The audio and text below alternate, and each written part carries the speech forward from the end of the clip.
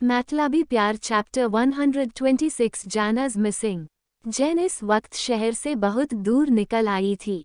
वो अपने पुराने घर से निकलकर टैक्सी में बैठकर निकल गई थी। जो कुछ हुआ था उसके बाद उसे होश कहाँ था कि वह कुछ सोच सके। वह बस बदहवास सी हालत में टैक्सी में निकल गई। वो तो अच्छा था कि वो टैक्सी वाला अच्छा इंसान था और उसकी ऐसी हालत देख उसने ज़्यादा कोई सवाल नहीं किया, चुपचाप चलाता रहा। काफ़ी देर बाद जाकर जैन ने जब उसे शहर के बाहर के बीच में ड्रॉप करने को कहा तो जाकर उसने जैन को वहाँ ड्रॉप कर दिया। आधी रात गए, बीच खाली था, दूर दूर तक इंसान क्या किसी जानवर तक का नामोनिशान नहीं था। रात के उस सन्नाटे में जैन बीच के किनारे लगी एक बेंच पर जाकर बैठ गई और जैसे ही बैठी अपने हाथों से अपना चेहरा छुपाए जैन जोर जोर से रो गई। Why did you do this to me, Jack?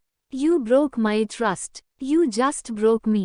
सब एक झूठ था, सब कुछ तुम्हारा प्यार, तुम्हारी परवाह करना। Everything is lie, Jackson. Everything is lie. Why did do this to me? Why?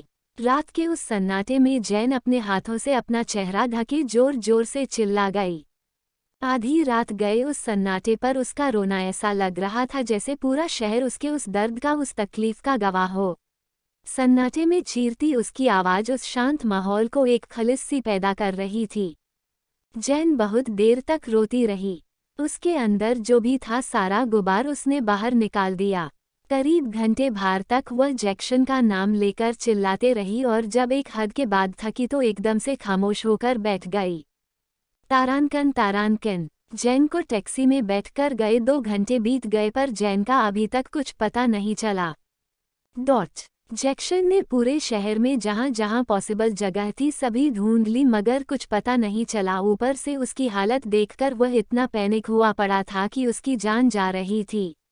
उसे इतना पैनिक देख मार्टिन, जोई, जेसन सब लोग शांत कराने की कोशिश करा रहे थे मगर जैक्सन था कि शांत होने का नाम ही नहीं ले रहा था।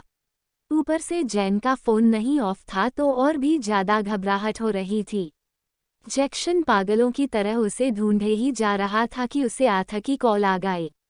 आथा बेचारा घर में अकेले था, वह आराम से सोया हुआ था। आधी रात में जाकर वॉशरूम जाने के लिए वह नींद से उठा तो देखा उसके आसपास कोई नहीं था, जबकि और दिनों ऐसा कभी नहीं होता था। हर वक्त कोई ना कोई उसके कमरे में जरूर रहता ताकि उसे कुछ ज़रूरत पड़े तो वो चीज़ें वो लीक दे सके। मगर आज पहली बार ना उसके डैड वहाँ थे, आज ना ही उसकी मॉम।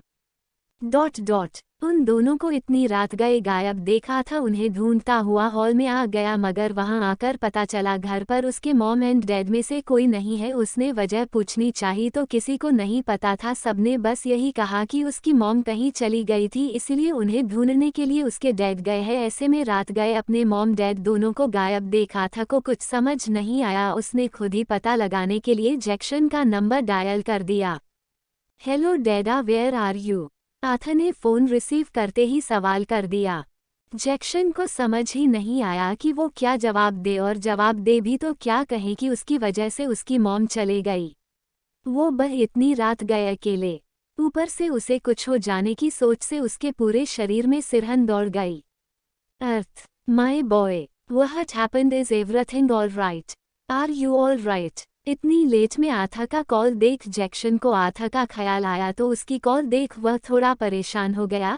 एक तो कल ही वह हॉस्पिटल से घर आया था और बड़ी मुश्किल से ठीक जो रहा था और ऐसे में उसे कुछ होगा ये सोचकर भी वह घबरा गया। उसने जल्दी से उससे सवाल किया, dada I am fine and everything is all right, where is mamma? I need to talk to her. Aatha के सवाल पर फिर जैक्सन का मुंह बंद हो गया। उसके पास जवाब देने के लिए कुछ नहीं बचा था। उसने नेटवर्क का इशू बताकर फ़ोन कट कर दिया। जैक्सन मार्टिन को जैन का पता लगाने को कहकर आथा से मिलने के लिए माउंटेन विला की ओर निकल गया। तारानकन। जैन और जैक्सन की जिंदगी बर्बाद कर सैरन बहुत खुश थी। उसे लगा उसने अपना मकसद अचीव कर लिया है मगर जैसे ही वो उस बिल्डिंग से बाहर निकली पुलिस वहां पहुंच गई। उन्होंने सैरन को जैन के लिए अटेम्प्ट टू मर्डर, आथा की किडनैपिंग, रेप प्लानिंग सबके चार्जेस लगवा कर अरेस्ट कर लिया। सेरन पर तो बहुत पहले से जैक्सन की नज़र थी। वह तो कब से उसे जेल भिजवाना चाहता था, मगर उसे कुछ पक्के सबूत नहीं मिले थे। मगर आज जो जुर्म सेरन ने कन्फेस किया था, उसके बाद तो जैक्सन उसे बिल्कुल छोड़ने वाला नहीं था। उसने वहां से निकलते ही मार्टिन को पुलिस को कॉल करने को कह दिया और सारे सबूत पुलिस को देकर उसे अरेस्ट करवा दिया। सेरन के ऊपर इतने चार्जेस लगे थे कि वह किस किस को नकारती। हालांकि उसने कोशिश भी की, लेकिन पुलिस ने उसे ऐसा थप्पड़ मारा कि उसकी मुंह खोलने की हिम्मत नहीं हुई। सेरन की चाल उसी पर उल्टी पड़ गई और ऊपर से बेल करवाने वाला भी कोई नहीं था। उसने अपने कुछ दोस्तों को कॉल करने की कोशिश की, मगर जब से उसके सारे दोस्तों को पता चला कि अब वो अमीर नहीं है, तो उसके दोस्तों ने वैसे ही उससे बात करनी बंद कर दी। जैसे पहले उसके पीछे घुमा करते थे, सब बंद कर दिया। अब तो क्या ही काम आते, इसलिए उन्होंने मदद करना तो दूर, किसी ने फ़ोन भी नहीं उठाया। थक हार के उसके पास जब कोई ऑप्शन नहीं, तो उसने मार्शल को कॉल लगा दी। 127 जाने लेफ्ट द माउंटेन विला।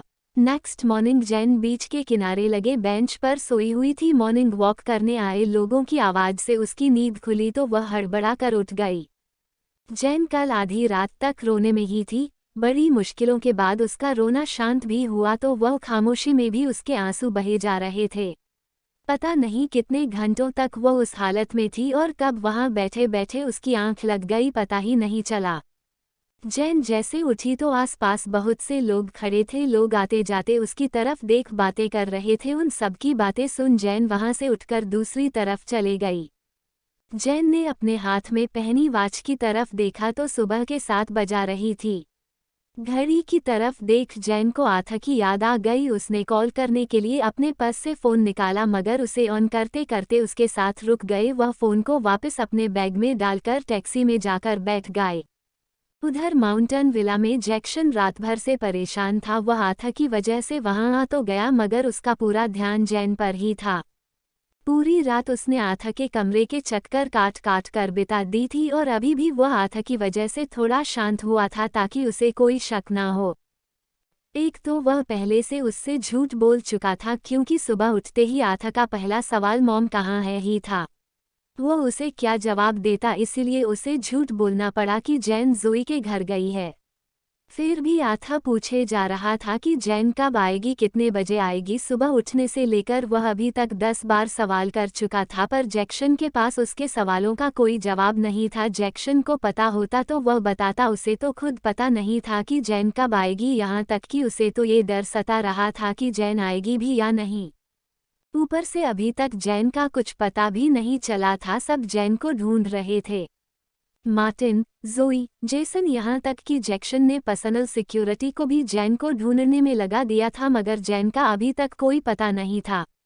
जबकि गुजरता हुआ एक एक पल जैक्सन पर भारी पड़ रहा था। वह बाहर से शांत होने की एक्टिंग कर रहा था, मगर उसके अंदर बहुत बड़ा तूफान चल रहा था। और उससे ज्यादा जैन को वापस खो देने का डर। उसे किसी भी हाल में जैन से बात करनी थी। उसे समझना था कि 7 साल पहले क्या हुआ था, मगर उसे बात करने का मौका ही नहीं मिला, तो वह खुद की सच्चाई उसे बता ही नहीं सका था। इतनी सारी टेंशन के बावजूद वह खुद को नॉर्मल दिखाने की कोशिश कर रहा था, ताकि आथा की कोई शक ना हो। और अभी तक तो आथा को शक नहीं हुआ था, मगर उसने सुबह सुबह स्कूल जाने की जिद ठान ली थी। जैक्सन ने उसे बहुत समझाया कि वह ऐसी हालत में स्कूल ना जाए, मगर आथा का कंपटीशन था तो वह स्कूल जाने की जिद पर अड़ा था। उसकी जिद को देख कुछ शर्तों के साथ जैक्सन ने उसे जाने की इजाज़त दे दी। जैक्सन से परमिशन लेकर आथा अपने कमरे में तैयार होने चला गया। आथा तैयार होकर जैसे ही डैडा डैडा आवाज़ देता हुआ हॉल में पहुंचा, उसे दरवाजे से अंदर आती जैन दिख गई। जैन को अपनी आंखों के सामने से देख वह जोर से मम्मा चिल्लाता हुआ जैन की ओर दौड़ गया। जैक्सन भी आथा को स्कूल छोड़ने के लिए रेडी होकर अपने कमरे से बाहर आकर स्टेयर्स की तरफ बढ़ा ही था कि आथा के मम्मा चिल्लाने की आवाज़ सुन वह भागता हुआ हॉल की तरफ आ गया। वह जैसे ही हॉल में आया तो सामने अस्त व्यस्त हालत में जैन खड़ी देखकर आथा की तरह जैन चिल्लाता हुआ वह उसकी तरफ आ गया, पर वह उसे गले लगाने के लिए उसके करीब पहुंचा ही था कि जैन के हाथ का इशारा देख वह एक कदम की दूरी पर जाकर ठहर गया। मॉम, आप कहाँ चली गई थी? I've been looking for you since morning. What were you doing at Mother Zoe's house, Mom? Jain के गले लगा आथा ने सवाल किया। आथा का सवाल सुन जैन की नजरें जैक्शन से हटकर वापस आथा पर आ गई। उसके मुंह से जोई का नाम सुनकर जैन की नज़र फिर से जैक्शन पर चली गई। जैसे ही उसकी नज़र जैक्शन पर पड़ी उसने नज़रें झुका ली। उसकी झुकी हुई नज़रें देख जैन समझ गई कि जैक्शन ने शायद आथा से झूठ बोला है। जैक्शन का झूठ सुनकर जैन ने भी कोई रिएक्ट नहीं किया। उसे भी यही सही लगा कि उन दोनों की बातों का असर आथा पर नहीं पड़ना चाहिए, तो उसने भी उसे झूठ को कंटिन्यू कर लिया। Nothing, honey. Mother Zoe wasn't feeling well, so Mama went to her. Are you all right? How you feeling? And आप स्कूल की यूनिफॉर्म में क्यों हैं? आप अभी ठीक नहीं हुए हैं ना? आपको रास्ट करना था, अर्थ आप ऐसे में स्कूल नहीं जा सकते, यू नो ना बेबी। आथा को स्कूल की यूनिफॉर्म में देख जैन ने सवाल किया। जैन का सवाल सुन आथा ने उसे पूरी बात बता दी। उसकी बात सुनकर भी जैन उसे जाने देने के लिए राजी नहीं थी, पर आथा को अपसेट होता देख उसे मानना पड़ा और जैक्शन की तरह ही कुछ शर्तों और कंडीशन के साथ उसने आथा को स्कूल जाने की इजाज़त दे दी। उन दोनों की परमिशन लेकर आथा वहां से निकल गया। जैन को वहां देख जैक्शन आथा को छोड़ने जाना तो नहीं चाहता था, मगर इसे ऐसी हालत में सर्वेंट्स के भरोसे छोड़ देना सही नहीं था, इसीलिए आथा की चिंता की वजह से उसे आना पड़ा। आथा को जैक्शन को एक दूसरे का हाथ पकड़े जाते देख जैन के चेहरे पर एक फीकी सी मुस्कुराहट आ गई। वो मन ही मन खुद से सवालों में उलझ गई। मैं क्या करूं गॉड? कैसे आथा को उस इंसान को छोड़कर जाने को कहूं? कैसे उसे इतने बड़े सच से सामना करवाऊं? कैसे कहूं कि जिस इंसान को वह इतना प्यार करता है उसने उसकी मॉम के साथ क्या किया है? इतना बड़ा सच वह कैसे बर्दाश्त कर पाएगा? नहीं, मैं तुम्हारा का दिल नहीं तोड़ सकती, मैं तुम्हें फिर से उस दर्द में नहीं झोंक सकती, मगर अब मैं भी यहाँ नहीं रह सकती, मुझे यहाँ से जाना होगा। I have to go. उस शख्स का सच जानने के बाद में उसके साथ एक छत के नीचे नहीं रह सकती। कैसे रह लूं मैं उस इंसान के साथ जिसने मेरी जिंदगी बर्बाद कर दी? मेरा बचपन, मेरे सपने, सब कुछ उसकी वजह से बर्बाद हो गए। कैसे माफ कर दूं मैं? नहीं, मैं माफ नहीं कर सकती। I have to go. Jane खुद से बड़बड़ाती हुई अपने कमरे की तरफ चली गई। 128 हार्ट ब्रोकन। जैक्शन आथा को स्कूल ड्रॉप कर वापस आया। जैन अपने कमरे में अपना सूटकेस पैक किए खड़ी थी। जैक्शन को आता देख जैन उसकी तरफ पलट गई। जैन को ऐसे सूटकेस के साथ देख इससे पहले कि जैक्शन कोई सवाल करता, जैन ने खुद ही बात शुरू कर दी। मिस्टर वाल्टर, मुझे आपसे बात करनी है। जैन ने एक नज़र उसकी ओर देख वापस अपनी नज़र विंडो की ओर मोड़ दी। जैन का रूखा व्यवहार, उसकी बातें सुनकर कुछ देर के लिए जैक्शन के कदम दरवाजे पर ही ठहर गए हैं। जैन के मुंह से अजनबी सा मिस्टर वाल्टर सुनकर उसे ऐसा लगा जैसे उनके बीच फिर वही वक्त लौट आया हो जब जैन उससे दूर भागने की कोशिश किया करती थी। उसकी इस बेरुखी को देख वह बेचारगी से मुंह लटकाया हुआ चुपचाप अंदर आ गया और जैन से कुछ दूर पर जाकर खड़ा हो गया। जैक्शन को अपने करीब देखकर जैन ने अपनी आंखें बंद कर ली। उसकी आंखों से आंसू बह निकले। आपने आप को रोकने की बहुत कोशिश की, मगर फिर भी उसकी आंखों से आंसू बह ही निकले। अपने आप को ऐसे कमजोर पड़ते देख जैन आंखें बंद कर गहरी सांसें भरने लगी। जैन की आंखों में आंसू देख जैक्शन उसके सामने आकर खड़ा हो गया। I am sorry, I am so sorry Jain, please मुझे एक्सप्लेन करने का एक मौका दो। जैसा तुम समझ रही हो ऐसा नहीं है। जैन प्लीज़ मेरी बात सुनो। सैरन ने जिस तरह तुमसे कहा वो आधा सच है, जबकि सच तो ये कि उसकी बात पूरी भी नहीं हुई थी कि जैन ने उसे रोक दिया कि आप मुझे शुरू से धोखा दे रहे थे। आपने सच जानते हुए भी मुझे सच नहीं बताया। आपने मेरे साथ, मेरे बेटे के साथ धोखा किया है। आप हम दोनों के गुनहगार हैं मिस्टर वाल्टर। जैन ने एक झटके से आंखें खोलकर जैक्शन की बात बीच में ही रोक दी। उसने बहुत कोशिश कर रही थी कि उसके आंसू ना निकले, पर बात कहते कहते उसकी आंखों से आंसू निकल ही गए। वो अपने हाथों से अपना चेहरा छुपाए जोर से रो पड़ी। जैन का रोना सुन जैक्शन बुरी तरह से तड़प उठा। जो शख्स जैन की आंखों में एक आंसू बर्दाश्त नहीं कर सकता था, उसे अपनी वजह से इतने दर्द में देख बुरी बेबस महसूस कर रहा था, मगर चाहते हुए भी उसे चुप कराने की उसकी हिम्मत ही नहीं हो रही थी। उसे चुप कराता भी तो किस मुंह से, उसकी कुछ बोलने की हिम्मत ही नहीं हो रही थी। कुछ देर बाद जैन खुद ही चुप हो गई। वह अपने आंसू पोंछकर जैक्शन की ओर मुड़ गई। आप जानते हैं मिस्टर वाल्टर, 7 साल पिछले 7 सालों से मैं इस सच को जानना चाहती थी। मैं जानना चाहती थी कि वो शख्स कौन है जिसने मेरी जिंदगी बर्बाद कर दी, मुझसे मेरा घर, मेरा परिवार सब छीन लिया। मैं देखना चाहती थी कि वह शख्स कैसे सुकून में है जिसने एक ही दिन में मुझसे से मेरा घर, मेरी फैमिली, सब कुछ मुझसे छीन लिया। पूरे 7 साल मुझे अकेले रहना पड़ा, अकेले ही मुझे किसी और के किए की सजा भुगतनी पड़ी।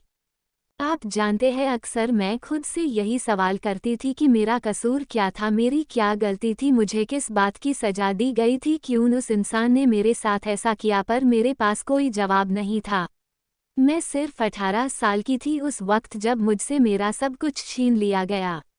जानते हैं कितनी तकलीफ होती है जब एक ही दिन में आपसे आपकी दुनिया छिन जाए, आपकी पूरी दुनिया बिखर जाए। जानते हैं आपके उस गुनाह की मैंने क्या कीमत चुकाई थी मिस्टर वाल्टर? जैन बोलते बोलते चुप हो गई। रोने से उसका गला भी बुरी तरह रुंध गया। जैन को इस तरह रोते देख जैक्सन बुरी तरह टूट गया। वह उसके सामने जाकर घुटनों के बल जमीन पर बैठ गया। जैन, आई sorry, I am so sorry. Jackson उससे माफी मांगने लगा। जैक्सन का सॉरी सुन जैन के चेहरे पर कड़वी मुस्कुराहट आ गई। वह अचानक से जोर जोर से हंसने लगी और फिर खुद ही जैक्सन की तरफ देख चिल्ला गई। सॉरी, सिर्फ एक सॉरी। आप मुझसे सॉरी बोल रहे हैं मिस्टर वाल्टर? आपने जो गुनाह किया है उसकी कोई माफी नहीं है। आपने एक 18 साल की मासूम लड़की की जिंदगी, उसके सपने, उसकी दुनिया छीनने का पाप किया है और ऐसे गुनाह की कोई सजा नहीं है। मेरा बस चलता तो मैं आपको अपने हाथों से मार, पर अफसोस। गुस्से से जैन की मुट्ठियां भींच गई। मैं बेवकूफ़ थी कि आज तक सच नहीं देख सकी, ये नहीं देख पाई कि इतने सब के बाद भी आप हमारे जज्बातों के साथ खेल रहे हैं। मगर जानते हैं, आपसे ज़्यादा मुझे गुस्सा अपने आप पर आ रहा है। ये सोचकर कि एक बार टूटने के बाद, सब कुछ खोने के बाद कैसे मैंने आप पर भरोसा कर लिया, कैसे यकीन कर लिया कि आप मुझसे से प्यार करते हैं।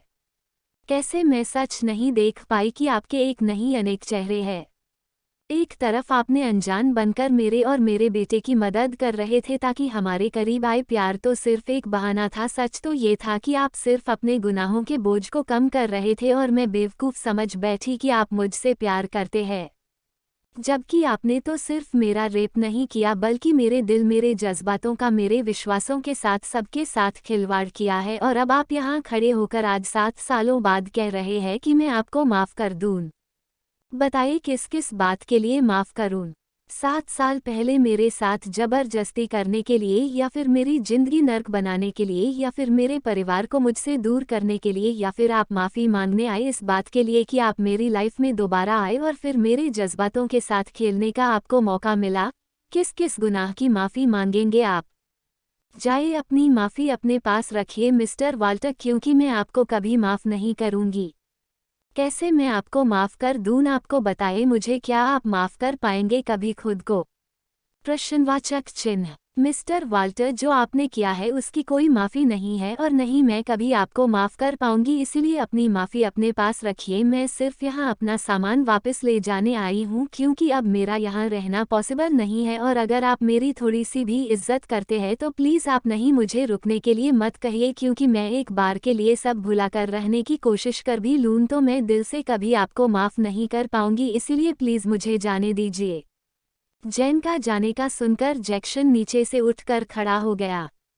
वो उसके सामने हाथ जोड़े गिड़गिड़ा उठा, जैन प्लीज़ मुझे माफ़ कर दो, प्लीज़ ऐसे छोड़कर मत जाओ। जैन प्लीज़ मुझे चांस दो एक्सप्लेन करने का। मेरा यकीन करो, मैं कभी भी ऐसा नहीं करना चाहता था।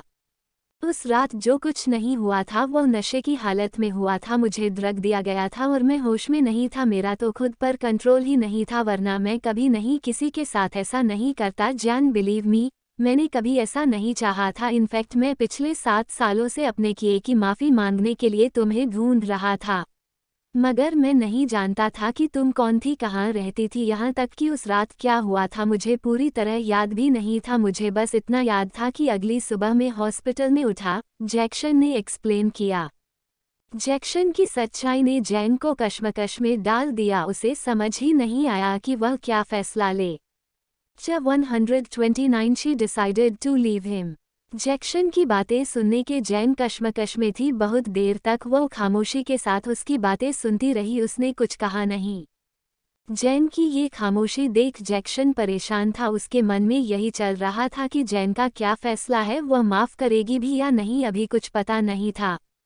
Jain, I know what I did doesn't just justify my fault, but that was happened in the past and I was not in the right condition. Jan, I am ready to take punishment but please don't leave me. Jain की चुप्पी देख जैक्शन एक बार फिर उससे explain करना चाहा, मगर जैन बहुत उलझी हुई थी। सचमुच उसके लिए ये फैसला करना आसान नहीं था, शायद बहुत मुश्किल था। जैक्शन बातों ने उसे वर्तमान में ला दिया। वह एक गहरी सांस लेकर जैक्शन की तरफ पलट गई। Jackson, I don't know what to do but जब मैं उस रात के बारे में सोचती हूँ मैं अंदर तक कांप जाती हूँ। मुझे घुटन होने लगती है। ऐसा लगता है हर वक्त एक डर, एक खौफ है दिल में जिससे मैं आज तक नहीं निकाल पाई हूँ। मैं एक पल के लिए मान भी लूँ कि वो सब के जिम्मेदार आप नहीं, सब नशे की हालत में हुआ था, पर उस दिन जो हुआ उससे मेरी पूरी जिंदगी बदल गई। मैं आज तक ठीक से हो नहीं पाती, हर रात में नींद से उठ जाती हूँ। जब भी मेरे कोई करीब आता है मुझे घबराहट होने लगती। उस दिन मेरा सिर्फ रेप नहीं हुआ था बल्कि मेरी जिंदगी, उम्मीदें, मेरा परिवार, सब कुछ खत्म हुआ है। शायद आथा नहीं होता तो मैं तो आज जिंदा भी नहीं होती, यहाँ तक कि मैंने सुसाइड तक करने का फैसला कर लिया था, मगर किस्मत से बच गई। पूरे 7 साल लग गए अपने इस डर से बाहर निकलने में, लेकिन आज भी मैं अपनी पहचान छुपाकर रखती हूँ ताकि लोग उस रोज की तरह कहीं फिर मुझे ना निकाल दे। You have no idea Jackson how we have lived. बोलते बोलते जैन की आवाज तेज हो गई। उसकी बातों ने जैक्शन को खामोश कर दिया। वह कहता भी तो क्या जब वह खुद भी जानता था कि उस दिन जो हुआ उससे जैन की जिंदगी में क्या असर पड़ा था। वह तो सिर्फ कुछ इंसिडेंट थे जो उसे पता था, उसके अलावा और कितनी बातें थी जो वह जानता तक नहीं था। जैक्शन को अपसेट और उसका उतरा चेहरा देख जैन का गुस्सा थोड़ा शांत हो गया। वह गहरी सी सांस लेते हुए जैक्शन के सामने जाकर बैठ गई और उसका हाथ अपने हाथ में लिए उसने बोलना शुरू किया। जैक्शन, I know you loved me और मैं भी आपसे उतना ही प्यार करती हूँ, पर अगर मैं यहाँ रही तो सब खराब हो जाएगा। इसलिए मैंने फैसला लिया है। कैसा फैसला? जैन के कुछ पूछने से पहले ही जैक्शन ने सवाल किया।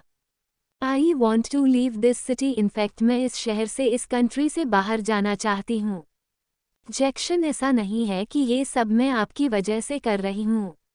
I am not doing this because आपने मेरे साथ वो सब किया और मुझे उसका बदला लेना है। मैं ये सब इसलिए कर रही हूँ ताकि हमारे बीच जो कुछ भी बचा है वो एक ऐसे मोड़ पर आकर खत्म ना हो कि जहाँ से हम लौट ना सके। जैक्शन, सच कहूँ तो सच जानने के बाद मैं पूरी तरह बिखर गई हूँ और इस बिखरी जैन को समेटकर खुद को खड़ा करने में वक्त लगेगा। इसलिए मेरा यहाँ से जाना जरूरी है। जैन ने एक सांस में जवाब दिया। जैन के मुंह से छोड़कर जाने की बात सुनकर ही जैक्शन बुरी तरह घबरा गया। उसने तुरंत सवाल किया, पर जैन, इसके लिए जाना ही तो ऑप्शन नहीं है ना। एक काम करो, तुम यहाँ रह लो, मैं चले जाता हूँ ना। जब तुम्हें लगेगा तुम ठीक हो तो मुझे कॉल कर लेना, मैं लौट आऊँगा। तुम्हारे लिए और ऑथर के लिए इस शहर को छोड़कर जाना मुश्किल होगा। उसने अभी अभी तो स्कूल ज्वाइन किया है। फिर जैक्शन बुरी तरह पैनिक होकर हड़बड़ाता चला गया। जैन को खो देने के डर से जैक्शन पूरी तरह घबरा गया था। उन दोनों को ना देख पाने के बारे में सोचकर ही उसे घुटन सी होने लग गई।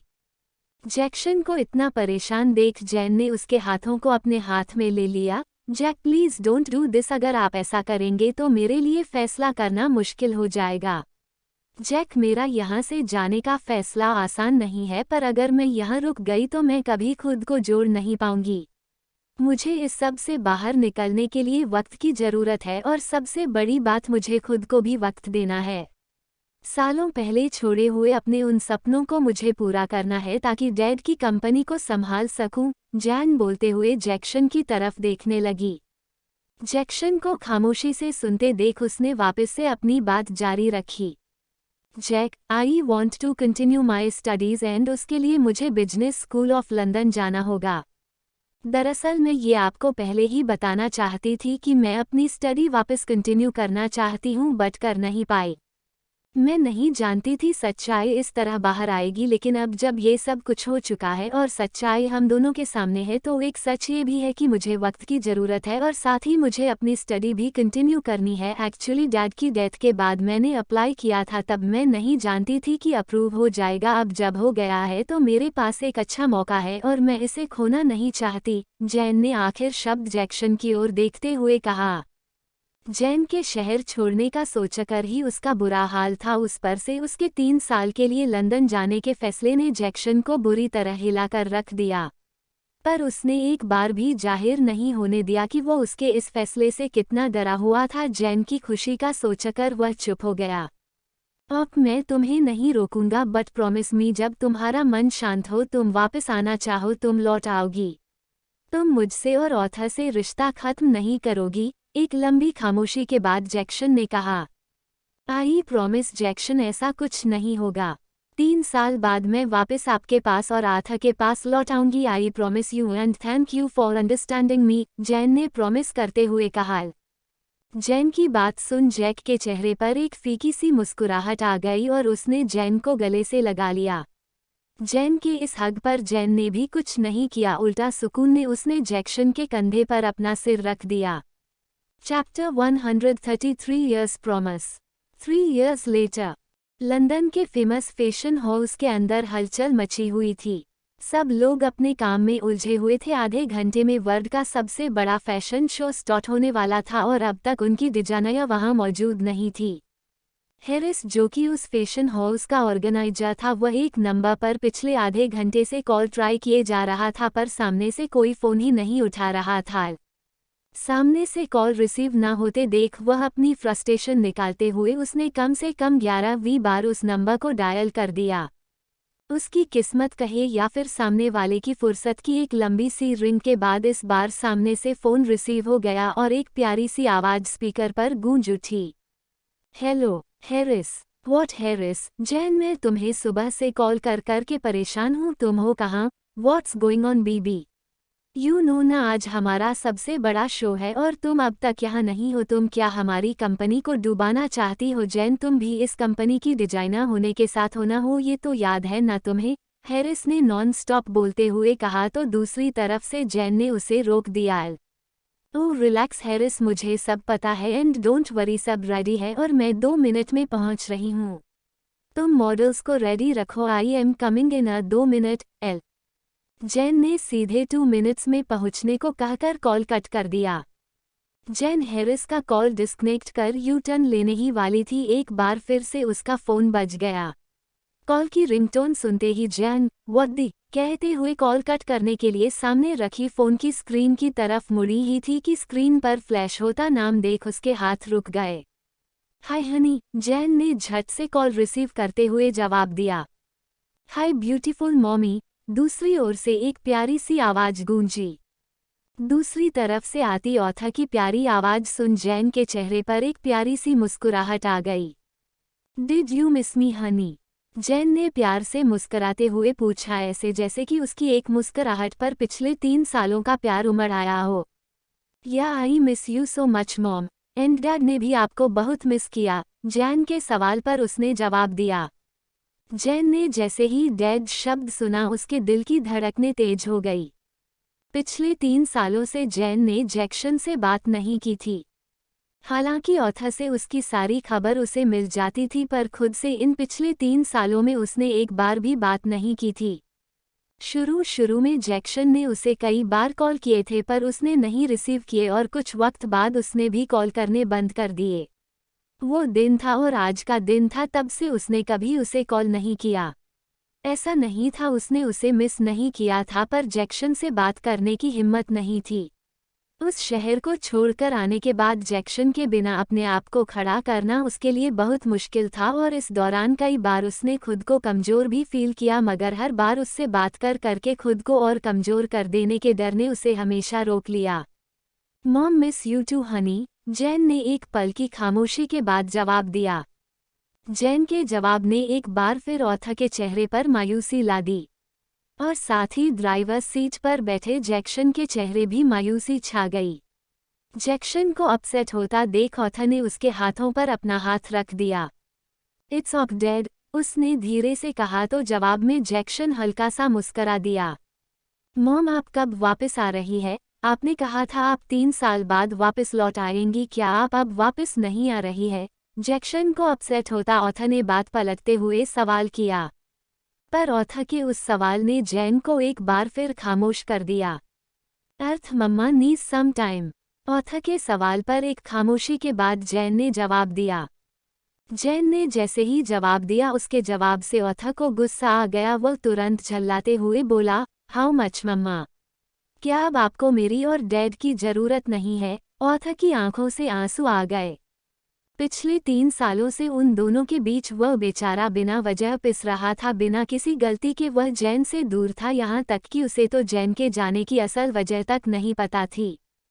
3 साल पहले जैन उस शहर को छोड़कर गई तो उसे सिर्फ इतना पता था कि उसकी मॉम पढ़ाई के बाहर जा रही है, उसे तो ये तक पता नहीं था कि कितने वक्त के लिए। शुरू में तो वह अक्सर उसे सवाल करता था, यहाँ तक कि एक रोज तो वह जैन की तलाश में एयरपोर्ट तक पहुंच गया था। उस दिन जाकर जैक्सन ने उसे सच बताया कि जैन 3 साल के लिए यूएस गई है। उस दिन के बाद से वह हर रोज उसके लौट जाने की उम्मीद में था, और अब जब वह वक्त भी बीत चुका था तो उसके सब्र का बांध टूट जाना लाजमी था। अर्थ हनी, ऑथा को रोता देख दोनों एक साथ बोल पड़े। दूसरी ओर से आती जैक्सन की आवाज ने जैन को फिर चुप करा दिया। जैक्सन की आवाज सुनकर वह फिर से शांत हो गई। उसे चुप होता देख जैक्सन ने ऑथा को गले लगा। अर्थ आप इस तरह से मॉम से बात नहीं कर सकते, मैंने आपको बताया था ना, मॉम किसी जरूर कारण की वजह से वहां गई है। क्या ऐसे में आप चाहते हो मॉम सब कुछ छोड़कर यहाँ आ जाए? तुरंत मॉम से माफी मांगो, जैक्सन ने समझाते हुए कहा। इतना सब कुछ हो जाने के बाद भी जैक्सन को इस तरह खुद को डिफेंड करता देख उसकी आंखें नम हो गई। I am sorry mom, Jackson के समझाने पर ऑथा सॉरी बोलता हुआ बोला। ऑथा के मुंह से सॉरी सुनकर जैन चाहकर भी अपनी आंखों से बहते आंसू रोक नहीं पाई, ना चाहते हुए भी उसकी आंखों से आंसू निकल ही गए। मगर उसने तुरंत आंसू पोंछ भी लिए और अगले ही पल अपनी आवाज संयंत कर उसने जवाब दिया। अर्थ I am sorry mamma, I promised you right mamma will come back soon honey, मामा जल्दी ही वापस आएंगी, I promise you honey. Jane के जैसे ही कहा उसके आने की खबर सुनकर ऑथा तुरंत एक्साइटेड हो गया। वो खुशी से चिल्लाता हुआ बोला, प्रॉमिस मम्मा, प्रॉमिस। उसकी एक्साइटेड आवाज पर जैन ने तुरंत प्रॉमिस कर दिया। ऑथा से बात कर जैन ने तुरंत कॉल कट कर दिया और गाड़ी को स्टार्ट कर तुरंत वहां से निकल गई।